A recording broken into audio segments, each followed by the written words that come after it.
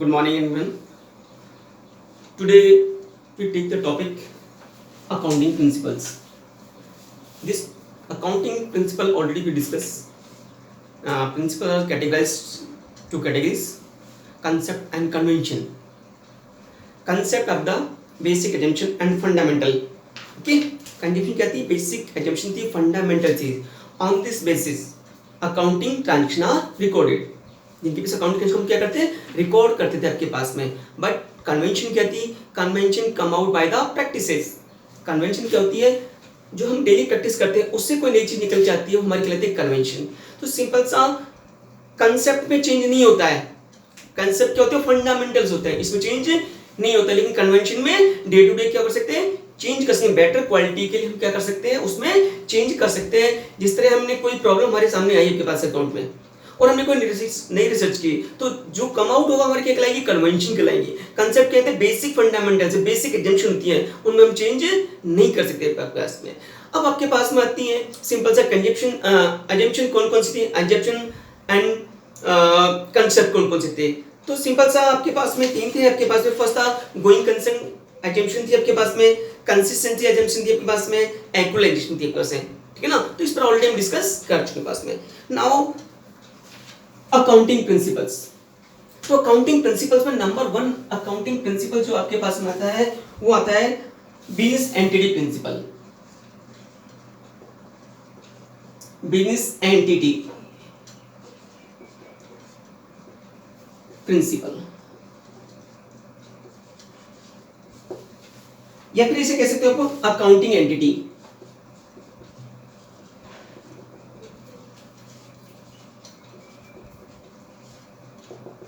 Accounting का first principle आपके पास में business entity concept, business entity principle या अकाउंटिंग एंटिटी आपके पास में क्या है? इसके अकॉर्डिंग बिजनेस एंटिटी प्रिंसिपल क्या कहता है? According to this principle, according to this principle business and businessman there are two separate person. इस प्रिंसिपल के अकॉर्डिंग बिजनेस और बिजनेसमैन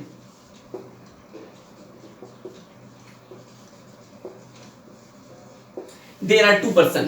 ठीक है ना. according to this principle business and businessman there are two person in eye of law. ठीक है ना. Law की नजरों में क्या है? ये बिजनेस है तो ये कौन है? बिजनेसमैन है. Business have a separate legal entity. Business की अपने आप में एक सेपरेट लीगल एंटिटी होती है. इसका अलग से एक्सिस्टेंस होता है आपके पास में. इसका बिजनेसमैन से कोई लिंक नहीं होता है आपके पास में. समझ लो. तो business according to this principle business and businessman they are a two person. They person है. Business have a separate legal entity. It means business is a artificial person. ठीक है ना. तो बिजनेस का एक सेपरेट लीगल एंटिटी. ठीक है ना. इसकी क्या होती है? सेपरेट लीगल एंटिटी होती है पास में इन आई ऑफ लॉ. लॉ की नजर में आपके पास में. दूसरा क्या है? इसका एक्सिस्टेंस पे अलग होता है. ठीक है ना. इसका मींस आपके पास में क्या हुआ कि सिंपल सा क्या होता है आपके पास में? जैसे बिजनेसमैन आपके पास में, ये मैंने कोई पर्सन बना दिया आपके पास में. ठीक है. ये आपके पास बिजनेस है, ये मैंने बना दिया Ravi. Ravi is a person. Ravi एक पर्सन है आपके पास में. ठीक है ना. अब रवि बिजनेस करता है आपके पास में. ठीक है ना. कोई शॉप खोल रखी है उसने, क्लॉथ की शॉप है आपके पास में. ये क्लॉथ की शॉप के पास में. अब सिंपल सा रवि कौन हुआ? ओनर हुआ आपके पास में. रवि कौन है? ओनर है आपके पास में. उसकी शॉप है आपके पास में, ये आपके पास में. अब इस शॉप को कुछ नेम तो देना पड़ेगा अपन को. तो रवि क्या करता है? अपना नेम इस शॉप को देता है और वो कहलाती है Ravi and company. It means Ravi ने क्या किया? अपना नाम इसको दे दिया. तो सारे काम किसके नाम से होंगे? रवि एंड कंपनी के नाम से. ठीक है ना. It means always account maintain point of view of business. Account maintain point of view business, not business man. हमेशा जो अकाउंट बनेंगे किसके पॉइंट ऑफ व्यू से बनेंगे, बिजनेस के पॉइंट ऑफ व्यू से बनेंगे, ना कि बिजनेस मैन के पॉइंट ऑफ व्यू से। आपके पास में जो भी ट्रांजैक्शन रिकॉर्ड होगी वो रवि एंड कंपनी के नाम से होगी। रवि एंड कंपनी की क्या होगी, एक सील होगी, सारे काम क्या होंगे उस सील के थ्रू होंगे पास में। इसका मीन से इसको हमने क्या करा, एक नेम दिया रवि एंड कंपनी को, तो ये क्या आपके पास में एक आर्टिफिशियल पर्सन है। ये क्या है, आर्टिफिशियल पर्सन आपके पास में, ठीक है ना। तो सिंपल सबके पास में क्या हो, according to this principle business and businessman there are two person. Business have a separate legal entity. Business is a artificial person. Business को अपने क्या किया, एक artificial person ना दिया है, क्या कहते हैं, रवि एंड कंपनी उसे नेम दे दिया है। इसके में जो भी कोई काम हो किसके नाम से होगा, रवि एंड कंपनी के नाम से होगा। दूसरी चीज, जो भी अकाउंट बनेंगे, जो भी कोई वर्क होगा वो point of view of business, not business man. जो भी कोई वर्क होगा वो किसके पॉइंट ऑफ व्यू से होगा, बिजनेस के लिए, ना कि बिजनेस मैन के। अब क्या होता है, बिजनेस में कैपिटल लायबिलिटी होती है, क्यों होती है सिंपल से पास में, तो सिंपल से आपके पास में क्या होता है, बिजनेस में कैपिटल लायबिलिटी क्यों होती है आपके पास में, तो पहले भी आपके पास में आया था कि capital is a liability of business, long term liability. तो सिंपल सा ये मैंने बताया, ये ए है, ये सेपरेट है और ये सेपरेट है। इसका मींस कैपिटल क्या कहलाती है, कैपिटल वो अमाउंट कहलाती है जो ओनर क्या करता है, इन्वेस्ट करता है। तो सिंपल सा मैंने बताया ये दो पर्सन है, ये ए है तो ये बी है आपके पास में। अब इसने क्या करा, बिजनेस स्टार्ट किया, तो इसने 5 lakh rupees business separate legal entity, इसका मींस इस पर्सन ने इससे पैसा उधार लिया है, कितने का लिया है, 5 लाख का, जिससे क्या है, ये कहलाती है कैपिटल। क्या कहलाती है, कैपिटल। जो बिजनेस इस ओनर ने क्या किया, 5 लाख रुपीस लगा बिजनेस स्टार्ट किया, इसका मींस ये अलग पर्सन है और ये अलग पर्सन है। दुकान का हिस्सा बिल्कुल अलग रखना है, घर का हिस्सा बिल्कुल अलग रखता है। ये दुकान को और मकान को अपन घर को मिक्स कर देंगे तो हमें प्रॉफिट लॉस मालूम नहीं पड़ पाएगा, इसलिए अपन क्या करते हैं, घर का बिल्कुल हिसाब अलग और शॉप का बिल्कुल अलग करते हैं, ठीक है ना। अब इसमें सिंपल सा है कि आपके पास में इसने क्या किया, बिजनेस स्टार्ट किया 5 लाख रुपीस लगाकर, इसने पैसा किसको दिया, इसको दिया पास में, इसने पैसा उधार लिया, ये पैसा इसको क्या करना पड़ेगा, वापस करना पड़ेगा, इसलिए कैपिटल बिजनेस की क्या कहलाती है, लायबिलिटी कहलाती है। कहलाती है लायबिलिटी का मींस है amount taken from the outside and borrowed fund, जो पैसा हम उधार लेते हैं किसी पर्सन से, हमारी क्या कहलाती है, लायबिलिटी कहलाती है पास में। तो सिंपल से आपके पास में इस टॉपिक में क्या कहता है आपके पास में, अब ये जो कैपिटल आपके पास में इसने किसको दी, इसके दी, ये क्या इसकी लायबिलिटी है तो पेमेंट नहीं करेगा, तो इसको बदले में क्या मिलता है, तो कैपिटल में जो इसने इन्वेस्ट किया उस पर क्या मिलेगा, हर साल रिटर्न मिलेगा, इसका उस पर क्या मिलेगा, प्रॉफिट मिलेगा, वो इसको क्या होगा, ऐसे रिटर्न होगा, उसकी कैपिटल में क्या हो जाएगा, प्लस हो जाएगा। दूसरा तो ड्राइंग, कभी कभार बिजनेसमैन क्या करता है, पर्सनल यूज के लिए पैसा विड्रॉ कर लेता है। ड्राइंग का मींस क्या होता है, cash and goods withdraw by the proprietor for personal use known as the drawing. तो जब बिजनेसमैन कई बार अब पैसे की जरूरत किसको पड़ी, इसने पैसा, कई बार ऐसा होगा कि इसको पैसे, बिजनेसमैन को पैसे की जरूरत पड़ जाए, ये पैसा बाहर बैंक से लेगा या किसी और से लेगा, इंटरेस्ट देना पड़ेगा। जब पैसा हमारे बिजनेस में पड़ा है तो वहां हम पैसा निकाल सकते हैं। अब पैसे की जरूरत इसको पड़ जाए तो पैसा ये दे रहा है इसको आपके पास 20,000, किसके लिए, पर्सनल यूज के लिए। तो सिंपल से आपके पास में कैपिटल में जो प्रॉफिट हुआ था तो क्या होता, प्लस, लेकिन जो ड्राइंग होगा वो क्या हो जाएगा, माइनस, तो उसकी कैपिटल क्या हो जाएगी, यस। तो सिंपल सा इस कॉन्सेप्ट के अकॉर्डिंग, इस प्रिंसिपल के according, business and businessman there are two person in eye of law. Business have a separate legal entity, business की एक अलग ही एंटिटी होती है। जो भी कोई वर्क होगा किसके पॉइंट ऑफ व्यू से होगा, बिजनेस के पॉइंट ऑफ व्यू से होगा, ना कि बिजनेस मैन के पॉइंट ऑफ व्यू से आपके पास में। तो ठीक है ना, इसलिए कैपिटल की क्या होती है, लायबिलिटी आपके पास में होती है। क्लियर है तक। अब नेक्स्ट अपन इसमें लेते हैं, नेक्स्ट इसमें जो अकाउंटिंग प्रिंसिपल आपके पास में आता है, तो सिंपल सा इसमें दिया हुआ है, according to this principle business is considered to separate and distinct from its owner. इसमें बिजनेस अलग है और ओनर अलग है। Business transaction are recorded point of view of business, it means जितनी भी ट्रांजैक्शन रिकॉर्ड की जाएंगी किससे पॉइंट ऑफ व्यू से, business, not from the of its owner. Owner के नेम से नहीं होगा कोई भी काम, सारा काम किसके नाम से होगा, इसके नाम से होगा, रवि एंड कंपनी के नाम से, रवि एंड कंपनी की सील लगेगी यहाँ पर। नेक्स्ट आपके पास owner being regarded separate and distinct from business, they are consider creditor of the business. ये बिजनेस का क्या कहलाएगा? क्रेडिटर कहलाएगा। तो इसने पैसा इसको दिया है, कैपिटल इसकी क्या कहलाती है? लायबिलिटी कहलाती है। और लायबिलिटी कैसे कहलाती है आपके पास में? Non current liability. Non current liability होती है, ये वो पैसा होता है जो एक तो होता है शॉर्ट टर्म, एक होता है लॉन्ग टर्म। शॉर्ट टर्म का मीन्स जो कोई वर्क भी अपन विद इन 1 ईयर कर लेते हैं, वो हमारा कहता है शॉर्ट टर्म। लॉन्ग टर्म ऐसा कोई भी काम जो हम 1 साल से ज्यादा के लिए करते हैं, वो हमारा लॉन्ग टर्म। तो सिंपल सा जो कैपिटल होती है कितने टाइम बाद वापस करेगा वो? जब बिजनेस क्या होगा, वाइंडिंग अप होगा या क्लोज होगा तब वापस होगा। तो कैपिटल और लाइफ लगी रहती है 1 साल से ज्यादा के लिए, इसलिए लायबिलिटी कहलाती है लॉन्ग टर्म लायबिलिटी के पास में। ठीक है ना? तो ये कॉन्सेप्ट आपके पास में इस तरह से क्लियर है। नेक्स्ट आपके पास में आता है मनी मेजरमेंट कॉन्सेप्ट। तो मनी में नेक्स्ट आपके पास में आता है मनी मेजरमेंट कॉन्सेप्ट। ये कॉन्सेप्ट क्या है? सिंपल सा आपके पास में मनी मेजरमेंट कॉन्सेप्ट आपके पास में कहता है, नेक्स्ट आपके पास में आता है मनी मेजरमेंट कॉन्सेप्ट। देखो सेकंड नंबर आपके पास में है money measurement concept. Money measurement concept, money measurement concept क्या कहता है आपके पास में? मनी मेजरमेंट कॉन्सेप्ट सिंपल सा भी कहता है, जो भी कोई ट्रांजैक्शन हो, ठीक है ना, जो भी कोई ट्रांजैक्शन हो वो मनी के टर्म्स में हो तो उसको रिकॉर्ड करेंगे। लेकिन ऐसी कोई ट्रांजैक्शन जिसको मनी के टर्म्स में शो नहीं कर सकते, उसको रिकॉर्ड नहीं कर सकते। सिंपल सा आपके पास में कोई भी ट्रांजैक्शन जिसका हम मेजरमेंट कर सकते हैं मनी से या पैसे से, उसको रिकॉर्ड कर सकते हैं। लेकिन ऐसी कोई भी ट्रांजैक्शन जिसका मनी से मेजरमेंट नहीं करते, उसको रिकॉर्ड नहीं करते अपने पास में। अब ये प्रॉब्लम वाली है।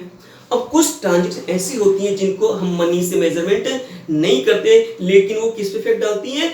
बिजनेस पे इफेक्ट डालती हैं। जैसे तो है सिंपल सा, हमारे यहाँ पर कोई मैनेजर था, बहुत अच्छा वर्क कर रहा था, प्रॉफिट भी अच्छा कमा के दे रहा था, लेकिन उसने क्या कर दिया? मैनेजर की पोस्ट से रिजाइन दे दिया। अब इसका इफेक्ट किस पे पड़ा?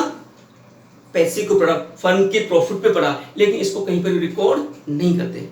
हमारे कस्टमर के साथ बहुत अच्छे रिलेशन थे आपके पास में, कुछ कस्टमर के साथ हमारा रिलेशन टूट गया, खराब हो गए, उसको रिकॉर्ड नहीं करते। सिंपल सा। तो इसमें वही ट्रांजैक्शन रिकॉर्ड की जाती है जिसको मनी से मेजर कर सकते हैं। ऐसी ट्रांजैक्शन जिसका मनी से मेजरमेंट नहीं हो सकता, उसको रिकॉर्ड नहीं करते सिंपल सा पास में। अब इसमें क्या कहता है सिंपल सा मनी मैनेजमेंट कॉन्सेप्ट में, according to this principle transaction and events then can be measured in money term are record in the books of account of enterprises. ऐसी कोई भी ट्रांजैक्शन जो मनी से मेजर कर सकते हैं उसको तो रिकॉर्ड करना है, लेकिन जिसका मनी से वैल्यूएशन नहीं हो रहा, मेजर नहीं हो, तो उसको रिकॉर्ड नहीं कर सकते। In other words money is a common denominator in recording the reporting all transaction. There are the principle suffer from two major limitation. इसकी कुछ लिमिटेशंस भी आपके पास में। फर्स्ट लिमिटेशन मैंने बताई थी क्लास में, transaction and event then can not be measured in money terms not recorded in the books of account. However importance they may be enterprises. For example, human resource with the enterprises and important to the enterprises but not reflected in the financial statement because they cannot be measured and expressed in money. Simple सा, आपके human relation, आपके relation किसके साथ कैसे हैं? Customer के साथ कैसे हैं आपके पास में? अपने एम्प्लॉयज के साथ कैसे आपके पास में? यदि वो रिलेशन खराब हो जाते हैं तो इसका डायरेक्ट इफेक्ट किसके ऊपर पड़ेगा? प्रॉफिट के ऊपर पड़ेगा। प्रॉफिट कम हो जाएगा के पास में, लेकिन इसको कहीं पे रिकॉर्ड नहीं किया जाता पास में। मैंने एग्जांपल दिया था मैनेजर का, आपकी शॉप को छोड़ के चला गया पास, बिजनेस को छोड़ के चला गया, उसका डायरेक्ट इफेक्ट पड़ेगा प्रॉफिट में पड़ेगा पास में, लेकिन उसको कहीं रिकॉर्ड नहीं किया जाता। नेक्स्ट थिंग आपके पास में एक इसकी लिमिटेशन हो रहा है, the value of money is consider to have static value as a transaction recorded at the value on the transaction. अब इसमें क्या है, मनी की वैल्यू इसने क्या की स्टैटिक कर दी। इस आज की डेट में कोई भी ट्रांजैक्शन आपके पास में, हमने गुड सोल्ड किया किसी को 10,000 रुपीज का, समझ रहे हो, तो 10,000 रुपीज का गुड सोल्ड किया आपके पास में, हो सकता है वो वैल्यू पेमेंट अपन को 3 महीने बाद मिले, 4 महीने मिलते, तो वैल्यू स्टैटिक रहेगी क्या? नहीं रहेगी, तो वो भी उसकी क्या कहलाएगी? डीमेरिट्स। ठीक है। तो सिंपल सा ऐसी कोई भी मनी मेजरमेंट का मीन सिंपल सा ऐसी कोई भी ट्रांजेक्शन जिसका मेजर मनी में कर सकते हैं, है ना, उसको तो रिकॉर्ड करते हैं, लेकिन ऐसी कोई ट्रांजेक्शन जिसका मनी से मेजर नहीं हो सकता उसको रिकॉर्ड नहीं करते। तो सिंपल सा इतना इसमें आपके पास में। नेक्स्ट आपके पास में आता है, किस पास में, मनी मेजरमेंट प्रिंसिपल के पास आता है अकाउंटिंग पीरियड प्रिंसिपल। देखो थर्ड नंबर आपके पास में आता है accounting period principle. Third number accounting period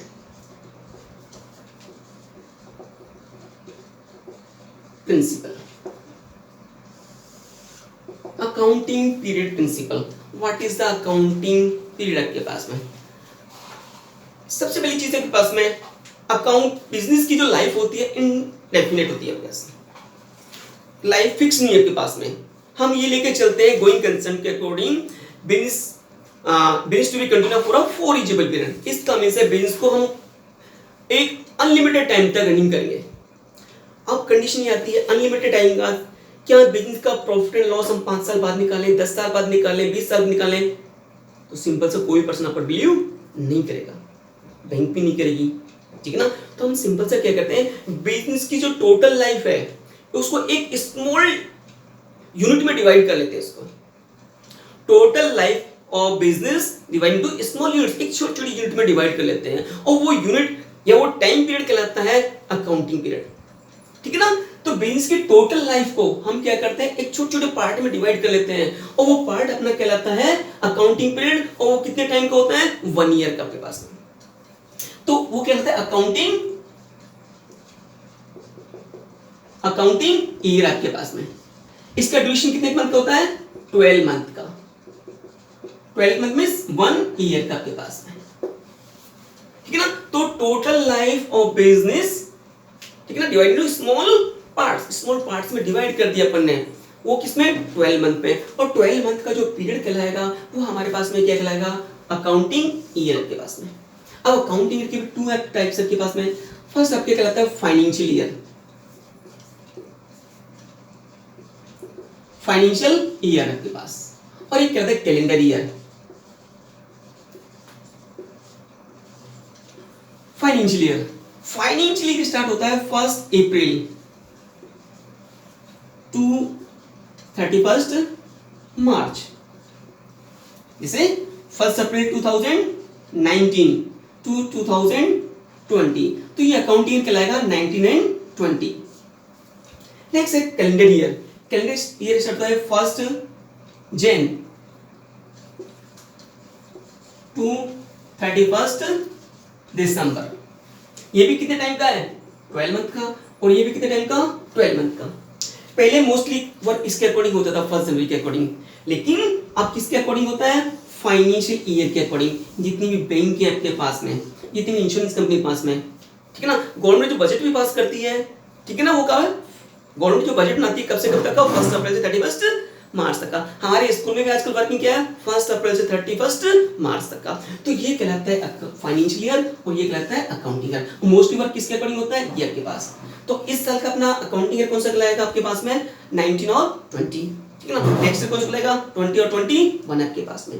तो ये आपका कहलाता है। अब इसमें क्या चीज है, अब इस ड्यूरेशन 2019 से लेकर 2020 12 मंथ का पीरियड आपके पास में, इस ड्यूरेशन में हम क्या निकालते हैं, फर्म का प्रॉफिट एंड लॉस निकालते हैं। अकाउंटिंग पीरियड का मींस है टोटल यूनिट लाइफ को हम डिवाइड करते हैं स्मॉल यूनिट में। क्यों कर दिया आपके पास कि एक अगर 8 ईयर या 10 ईयर आफ्टर 10 ईयर अपन प्रॉफिट लॉस निकाल देंगे तो पॉसिबल नहीं है पास में, कोई बिलीव नहीं करे पास में। तो हमने क्या किया, टोटल लाइफ को एक स्मॉल यूनिट में डिवाइड कर दिया 12 महीने में, ठीक है ना। अब इस हम क्या करेंगे, सिंपल सा लास्ट में 31 मार्च को फर्म का क्या निकालेंगे, प्रॉफिट एंड लॉस निकालेंगे। क्या निकालेंगे, प्रॉफिट एंड लॉस निकालेंगे, और क्या बनाते हैं, बैलेंस शीट, फर्म की फाइनेंशियल पोजीशन। क्यों, इसके यूजर्स हम खुद नहीं है, बहुत सारे पर्सन इसके यूजर्स होते हैं। बैंक को आपके पास में यूजर्स कौन कौन है, बैंक आपके पास में। दूसरी कौन होगी, गवर्नमेंट आपके पास में होगी। तीसरा कौन है, डेटर्स आपके पास में होके पास में। तो नेक्स्ट कौन है, फाइनेंशियल कंपनी आपके पास में। नेक्स्ट कौन है आपके पास, ओनर आपके पास में हो गया। तो इन अकाउंटिंग डाटा की जरूरत किसको पड़ेगी, बैंक को पड़ेगी, गवर्नमेंट को पड़ेगी, डेटर्स को भी पड़ सकती है, क्रेडिटर्स को भी पड़ सकती है आपके पास में, फाइनेंस कंपनी को पड़ सकती है, ओनर्स को भी पड़ सकती है, पास से एम्प्लॉयज को भी पड़ सकती है। तो कोई भी बैंक ऐसे नहीं कि 5 साल बाद के डाटा मांगे पास में। करंट ईयर की फाइनेंशियल पोजीशन मालूम पड़ती है, जिसके बेस पे आपको क्या करती है, लोन प्रोवाइड करती है। सिंपल सा गवर्नमेंट क्या करती है, टैक्स लगाती है। तो टैक्स नहीं, 5 साल की इनकम पर एक 12 मंथ की जो इनकम है उस पर क्या लगाएगी, टैक्स लगाएगी। दूसरे के बिजनेसमैन को क्या बेनिफिट रहेगा कि एक शॉर्ट पीरियड में उसे मालूम पड़ जाएगा कितना प्रॉफिट हुआ, कितना लॉस हुआ, कितना एक्सपेंसेस हुए और कितनी हमारे पास में इनकम हुई। तो अकाउंटिंग पीरियड कांसेप्ट क्या कहलाता है, life of an enterprises is broken into small period.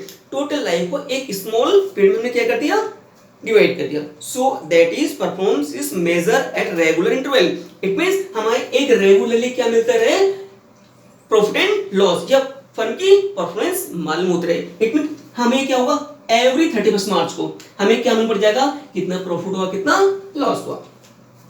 Accounting period is the interval at the end of which income statement and balance sheet prepared to the result and resource of business। इसका means 31 मार्च को हम क्या बनाएंगे, profit loss account बनाएंगे और balance sheet. इससे क्या मालूम पड़ेगी, बिजनेस की परफॉर्मेंस मालूम पड़ेगी और financial position. Management require information at regular interval to assess the performance, fund requirement, bank require the accounting information periodically because they have invested money and to ensure the safety and rating। Bank को क्यों चाहिए, bank हर साल के annual information क्यों मांगेगी, जो हमने पैसा दिया है वो हमारा सेफ है या नहीं है, जो इन्वेस्टमेंट किया है वो सही है या नहीं है आपके पास में। The government has assessed the tax dues from the enterprises. Government क्या करेगी, कितना टैक्स देना है, 5 साल बाद नहीं, हर साल के में हमें हर साल का क्या चाहिए, रिटर्न चाहिए आपके पास में। और दूसरी चीज अकाउंटिंग ईयर कौन कौन सकता है, फाइनेंशियल ईयर और कैलेंडर ईयर। तो इस तरह से आपके पास में क्या, अकाउंटिंग पीरियड कॉन्सेप्ट। नेक्स्ट आता है आपके पास में fourth number, full disclosure principle. Next है फुल डिस्क्लोजर प्रिंसिपल आपके पास है। फुल, नेक्स्ट नंबर है full disclosure principle. Full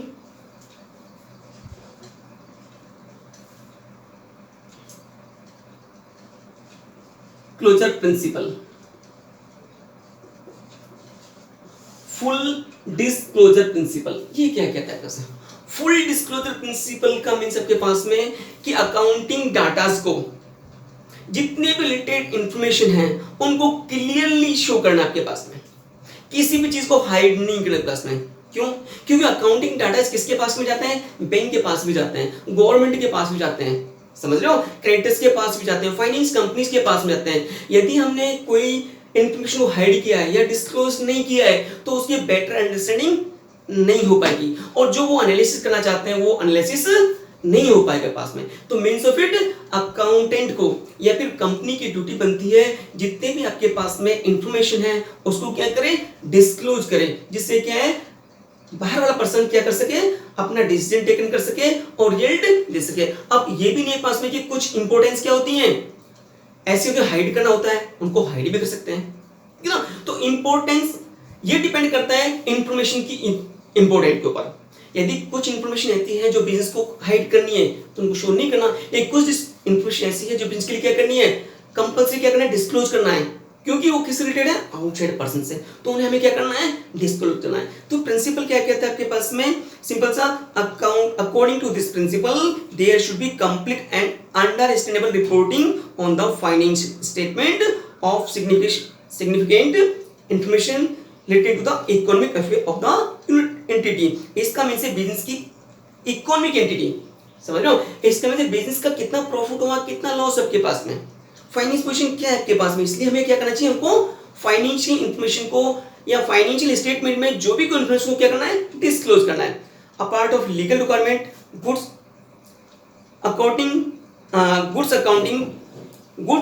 accounting practice require all material and significant information to the disclose. इसका मीन्स है ऐसी कोई भी इंफॉर्मेशन जो मेटेरियल है, इंपॉर्टेंस है, उसको हमें क्या करना है, डिस्क्लोज करना है। The company act 2013 provide for disclosure, yet there may be many material information which if disclose will make the financial statement more meaningful. इसका मीन्स है यदि कोई भी इंपॉर्टेंस इंफॉर्मेशन है तो उसको हम डिस्क्लोज कर देते हैं तो फाइनेंशियल स्टेटमेंट क्या हो जाएगा, मोर मीनिंगफुल, अंडरस्टैंडेबल हो जाएगा, पास में बेटर अंडरस्टैंडिंग के पास में हो जाएगा। इजीली एवरी पर्सन क्या कर सकता है, इसको अंडरस्टैंड कर सकता है और डिसीजन टेकिंग कर सकता है। Disclosure of material information will result the better understanding. Better understanding के लिए for example the reason of low turnover should be disclose.